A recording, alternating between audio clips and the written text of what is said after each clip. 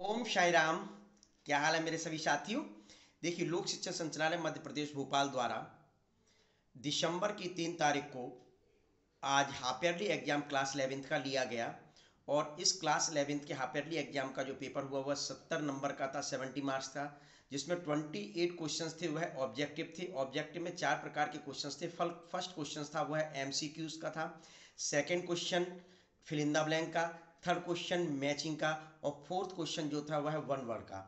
तो total question 28 थे, 28 marks के थे। तो इस प्रकार से 40% क्वेश्चंस आपके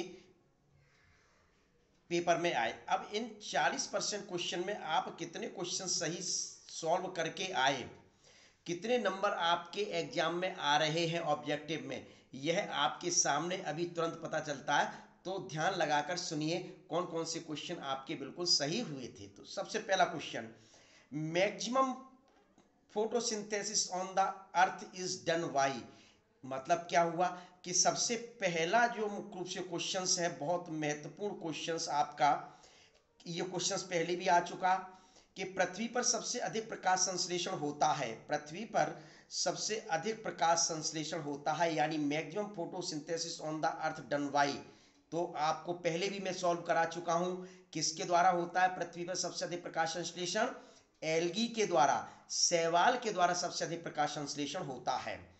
दूसरा question, which group is called the amphibian of plants kingdom. जगत जगत पादप का उभयचर किसे कहा जाता है? जगत पादप का उभयचर किसे कहा जाता है? Which group is called the amphibians of plant kingdom. बच्चों ध्यान कर लीजिए, पहले ये क्वेश्चन कराया जा चुका है, ब्रायोफाइटा। क्या आपका पहला बिल्कुल सही क्वेश्चन सही, मतलब पहला ऑप्शन बिल्कुल सही है, ब्रायोफाइटा। कौन सा option? Bryophyta. Third question MCQ का देखिए, विच among the following is a member of pteridophyta. Pteridophyta यानी कि क्या बताया गया आपका कि टेरिडोफाइटा का सदस्य है। तो टेरिडोफाइटा का जो सदस्य है, आपके 4 ऑप्शन दिए, 4 में 3 दिए, वो तीनों के तीनों टेरिडोफाइटा। फोर्थ नंबर पर जो दिया है वह सभी। तो फोर्थ नंबर का ऑप्शन से वह बिल्कुल 100% सही है। अगला क्वेश्चन है, प्रोटीन निर्माण से संबंधित सेल ऑर्गेनेल्स कोशिकांग है। यानी अपनी सेल्स में कौन से ऑर्गेनेल्स, कौन से कोशिकांग हैं जो वह प्रोटीन सिंथेसिस का फंक्शन करते हैं।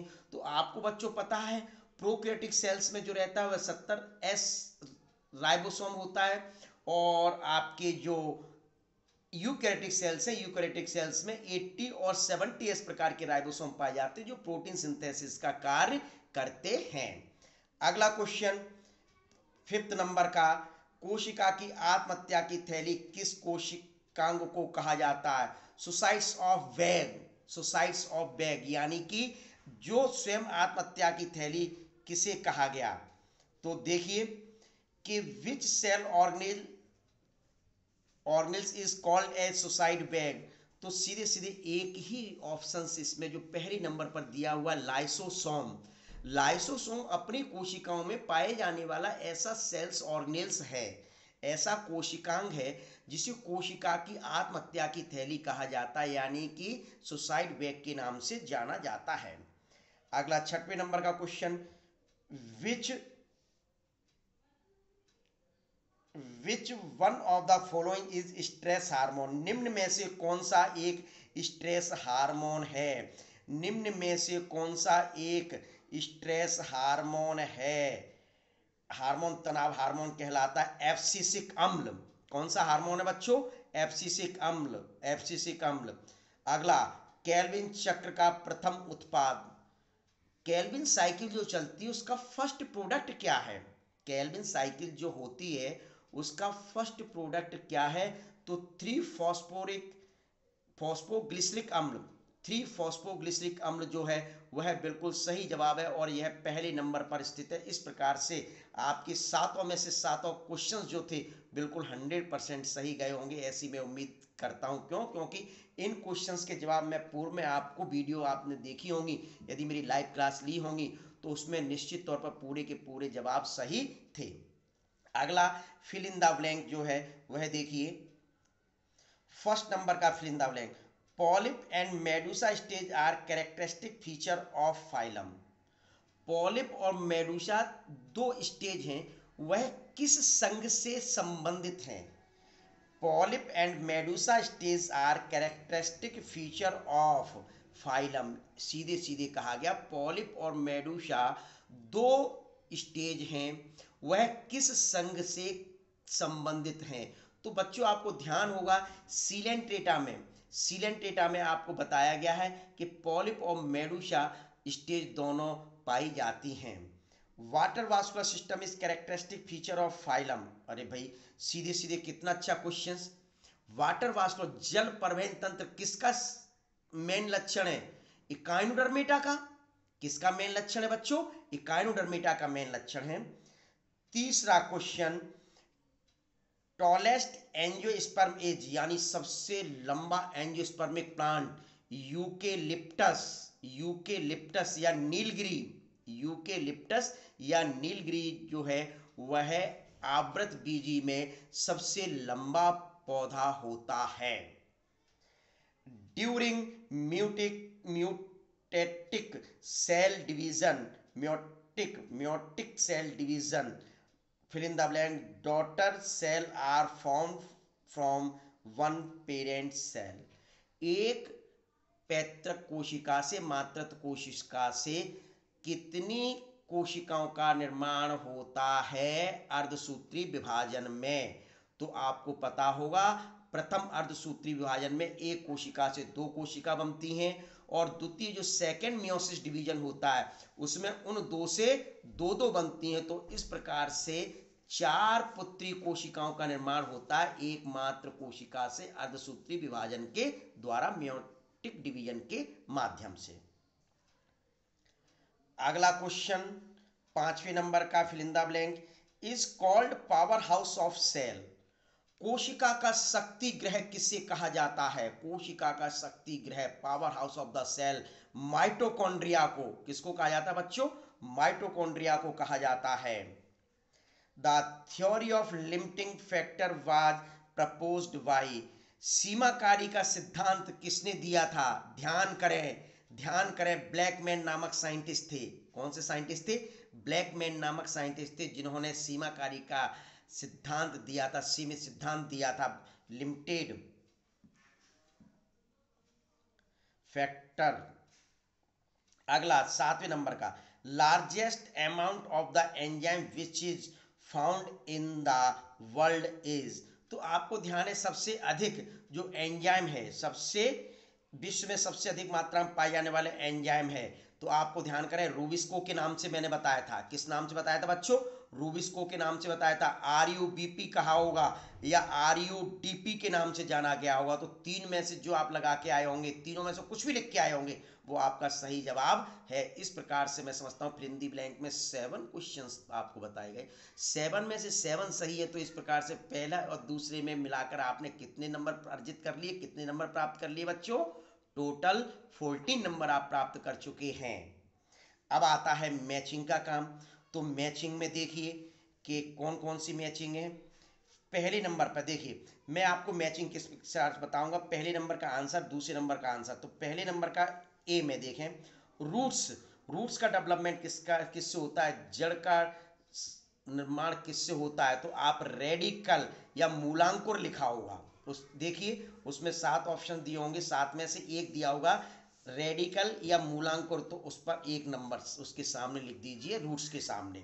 दूसरा स्टेम के सामने लिखा होगा, लिखना है आपको प्लीम्यूल लिखना है, तो प्लीम्यूल लिख देंगे तो आपका बिल्कुल सही जवाब हो जाएगा। क्या हो जाएगा जवाब? बिल्कुल सही जवाब प्लीम्यूल। और हिंदी में प्रांकुर के नाम से जाना जाता है। हिंदी में किस नाम से बच्चों? प्रांकुर के नाम से। तीसरी मैचिंग जाइलम का क्या फंक्शन है? जाइलम का क्या फंक्शन है कि पृथ्वी से, अर्थ से वाटर और मिनरल्स को पेड़ पौधों की पत्तियों तक ले जाने का कार्य जो करते हैं वो कौन करता है? जाइलम करते हैं। तो ट्रांसपोर्टेशन ऑफ वाटर लिखा होगा, ट्रांसपोर्टेशन ऑफ वाटर यानी पानी का संवहन। चौथे नंबर का फ्लोएम क्या कार्य करते? फूड को जो प्लांट्स लीव्स में, पत्तियों में जो फूड बनता है तो उसको इधर उधर पार्ट्स में ले जाने का जो कार्य किया जाता है वो फ्लोएम के द्वारा किया जाता है मेरे बच्चों। 5वें नंबर का मैचिंग देखें, जोड़ी स्टोमेटा। तो स्टोमेटा किससे रिलेटेड है? तो ध्यान करें, इसमें जो ऑप्शन दिया है तीसरे नंबर पर, गार्ड सेल, रक्षक कोशिकाएं।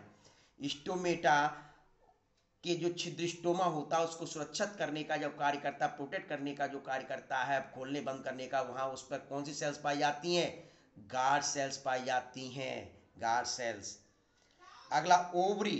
ओवरी किससे रिलेटेड है? आप सामने लिखेंगे गाइनोसियम। देखिए सेकंड नंबर पे दिया है तो ओवरी के सामने लिख देंगे गाइनोसियम, क्योंकि गाइनोसियम का एक पार्ट होता है ओवरी।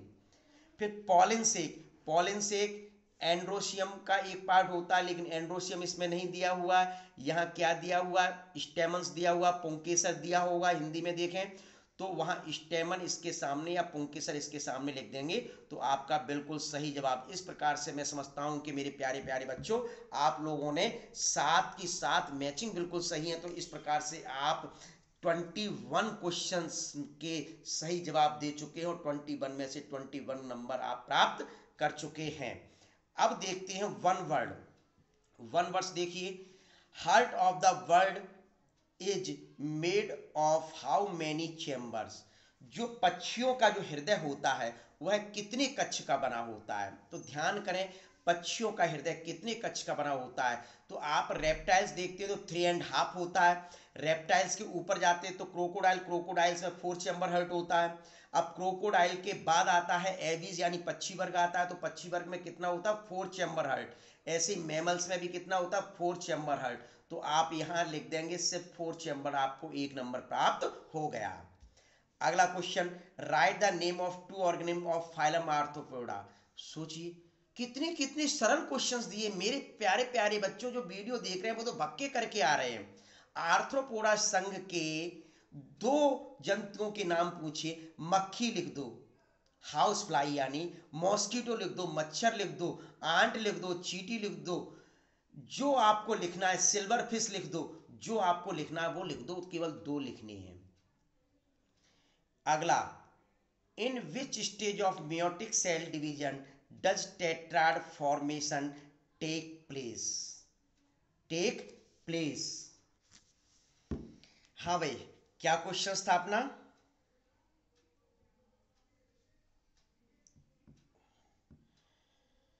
अरे भाई, क्या क्वेश्चंस मैंने बोला था? In which stage of meiotic cell division does tetrad formation takes place? अर्धसूत्री विभाजन की किस अवस्था में चार चार टेट्राड बनते हैं डिवीजन के फलस्वरूप? अर्धसूत्री विभाजन की किस अवस्था में बनते हैं बच्चों? तो ध्यान से सुनिए, कौन सा क्वेश्चन एक बार फिर से, अर्धसूत्री विभाजन की किस अवस्था में टेट्राड का निर्माण होता है? तो ध्यान करें, लॉजिकल सोचें, लॉजिकल सोच लगाएं। पैचिटिन अवस्था में, पैचिटिन अवस्था में मुख्य रूप से टेट्राड बनते हैं। किस अवस्था में बनते हैं बच्चों? पैचिटिन अवस्था में। अगला question, how many carbon atom are present in one pyruvic acid? One pyruvic acid में कितने कार्बन एटम पाए जाते हैं? कितने कार्बन पाए जाते हैं? 3। कितने पाए जाते हैं बच्चों? 3 पाए जाते हैं।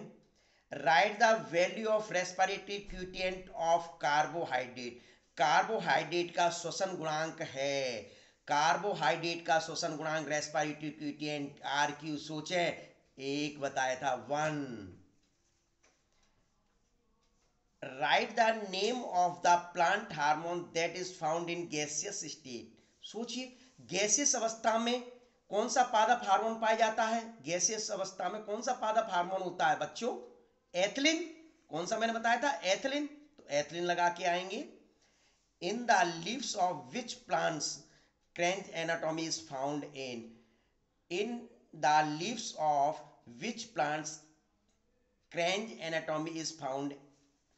तो क्रेंच एनाटॉमी कौन से पादप की पत्तियों में पाई जाती है? तो C4 प्लांट्स। कौन से प्लांट्स? C4 plants. यदि C4 नहीं लिख के आ रहा है तो आप मेज भी लिख देंगे तो चल जाएगा, शुगर केन भी लिख देंगे यानी गन्ना चल जाएगा, मक्का चल जाएगा, और नहीं तो वैसे आप C4 लिख देंगे तो C4 में क्रेंच एनाटॉमी पाई जाती है। तो इस प्रकार से आपके 7 ये वन वर्ड हुए। तो मैं समझता हूँ कि 28 में से 28 हर स्टूडेंट के आए होंगे, क्योंकि बहुत सिंपल ऑब्जेक्टिव पोर्शंस था और मेरे द्वारा जितनी वीडियो में आपको चैप्टर वाइज बताई गई उन सभी वीडियो में इसको रिवाइज कराया गया था। तो इस प्रकार से इसके बाद क्वेश्चंस जो अगले आए वह क्वेश्चंस भी बहुत ही महत्वपूर्ण थे, एनुअल एग्जाम के दृष्टिकोण से बहुत सिंपल थे। तो मैं समझता हूँ, आशा करता हूँ कि सभी बच्चे पेपर को बहुत अच्छे ढंग से सॉल्व करके आएंगे। जो ऑब्जेक्टिव पोर्शन मुझे सॉल्व कराना था वह आपको करा चुका। यदि आपको कोई प्रॉब्लम है तो कमेंट्स बॉक्स में लिखिए, और कितने कितने नंबर आए इन 28 में से तो वह भी कमेंट्स बॉक्स में आप अवश्य लिखें और बताएं कि सर हमारे इतने नंबर आए। और आशा करता हूं कि आप वीडियो को लाइक करेंगे, सब्सक्राइब करेंगे और शेयर अवश्य करेंगे। बहुत बहुत धन्यवाद।